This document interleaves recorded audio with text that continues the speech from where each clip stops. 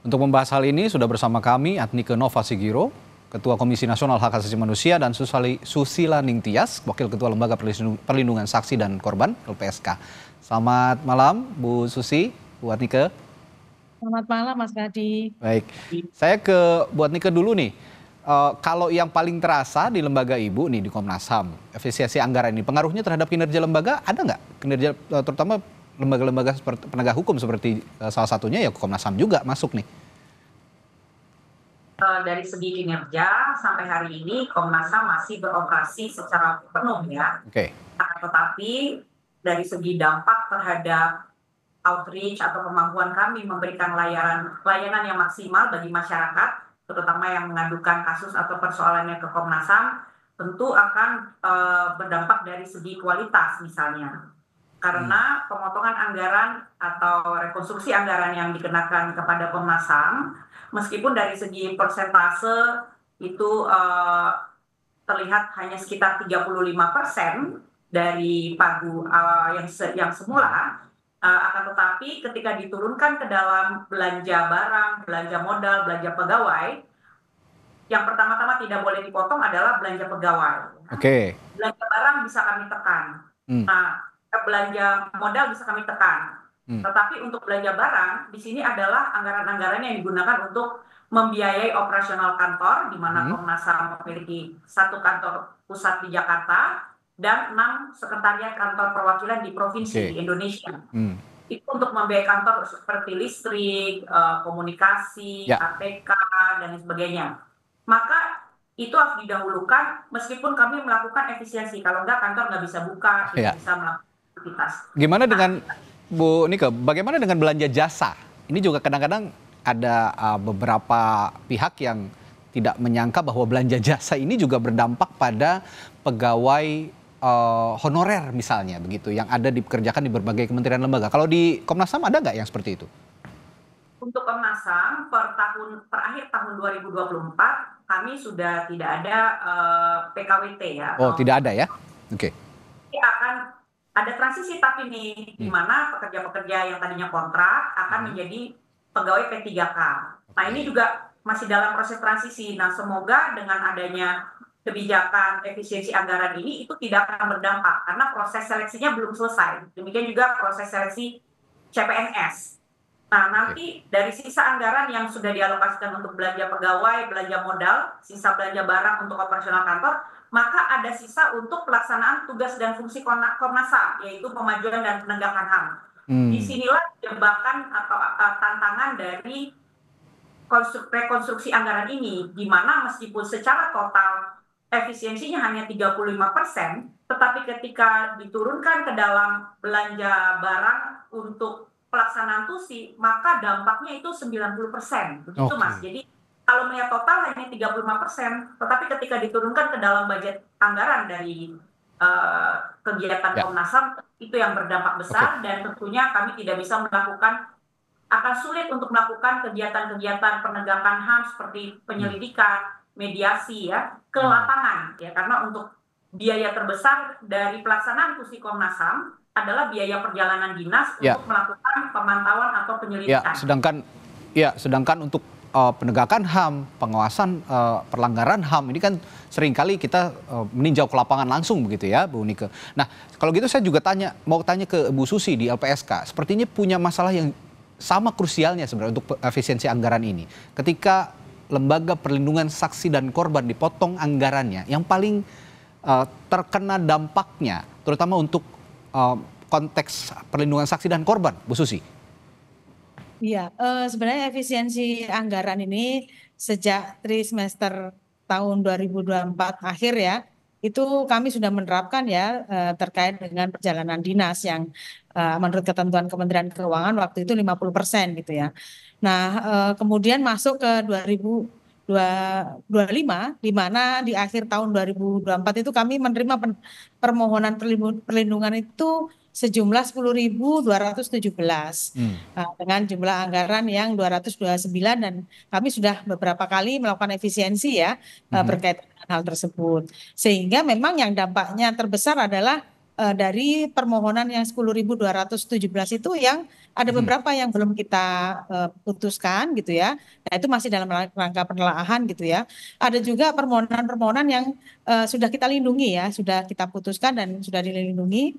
Itu sekitar 8 ribuan dan kemudian kalau dari total kami itu memang 8 ribuan ya, tapi yang memang membutuhkan perlindungan benar-benar itu ya secara karena 4.000 sekian itu adalah restitusi, tapi untuk yang menerima perlindungan untuk fisik, bantuan medis, psikologis dan psikososial adalah 4.700 sekian.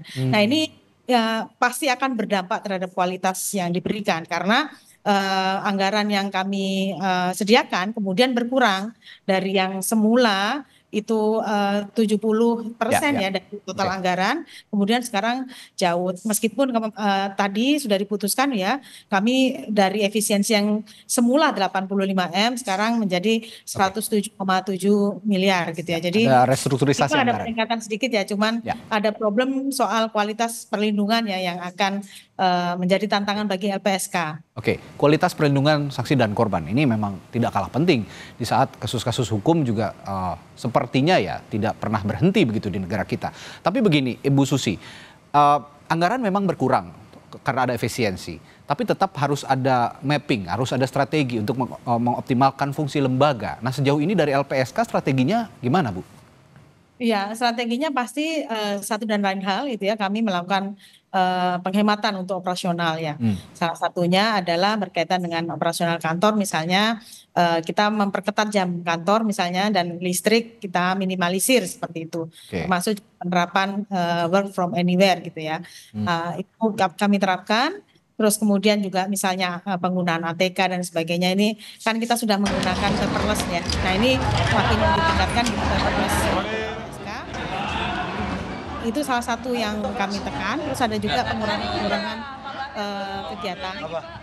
Termasuk juga salah satunya adalah perjalanan dinas. Nah, namun demikian LPSK ini perjalanan dinasnya itu sebenarnya bukan untuk apa ya, tapi lebih kepada untuk pemberian perlindungan kepada saksi dan korban.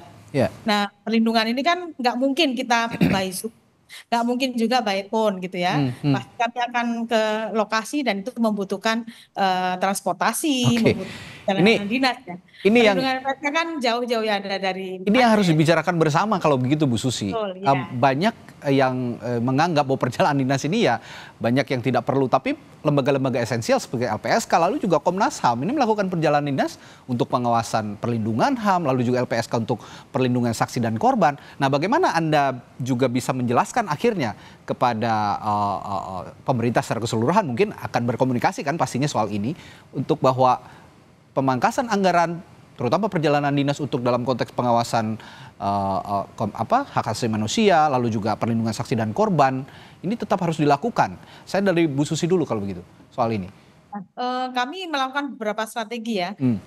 Kami meminta bantuan dari teman-teman di daerah ya untuk membantu LPSK untuk memberikan perlindungan, termasuk juga mengoptimalkan pelaksanaan perlindungan dilakukan oleh kantor wilayah di LPSK itu ada 2, ada Sumatera Utara di Medan dan satu lagi di Jogja. Lah, kita minta tolong teman-teman yang di daerah ini untuk memaksimalkan sumber daya mereka ya untuk memberikan perlindungan saksi di daerah-daerah tersebut.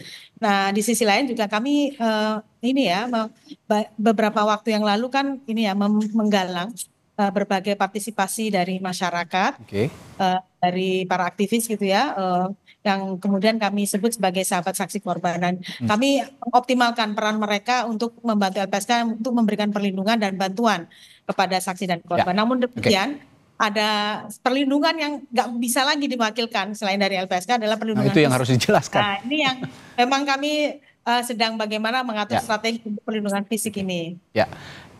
Ke Bu Atike kalau gitu, pertanyaannya sama terakhir Bu, bagaimana Anda juga menjelaskan kepada pemerintah secara keseluruhan bahwa ini kerja-kerja lapangan loh, Komnas HAM ini banyak melakukan kerja-kerja lapangan, salah satunya juga melakukan penegakan HAM atau pengawasan pelanggaran HAM gitu, itu semua di lapangan, bagaimana menjelaskannya Bu? Iya, kami berusaha menjelaskan itu kepada pemerintah karena memang ada asumsi yang sedikit melakukan generalisasi bahwa kegiatan perjalanan dinas itu adalah kegiatan rapat-rapat atau seminar. dalam penegakan hukum atau fungsi penegakan HAM yang dilakukan oleh Komnas HAM, kami harus melayani masyarakat terutama dari kelompok-kelompok yang paling marginal di Indonesia yang tersebar dari Aceh sampai Papua. Di mana peristiwa-peristiwa yang mereka alami tidak bisa ditangani hanya dengan misalnya komunikasi jarak jauh atau online, tetapi kami harus menemui secara langsung kelompok masyarakat korban, pemerintah daerah, aparat penegak hukum setempat, dan lain sebagainya untuk mendapatkan keterangan.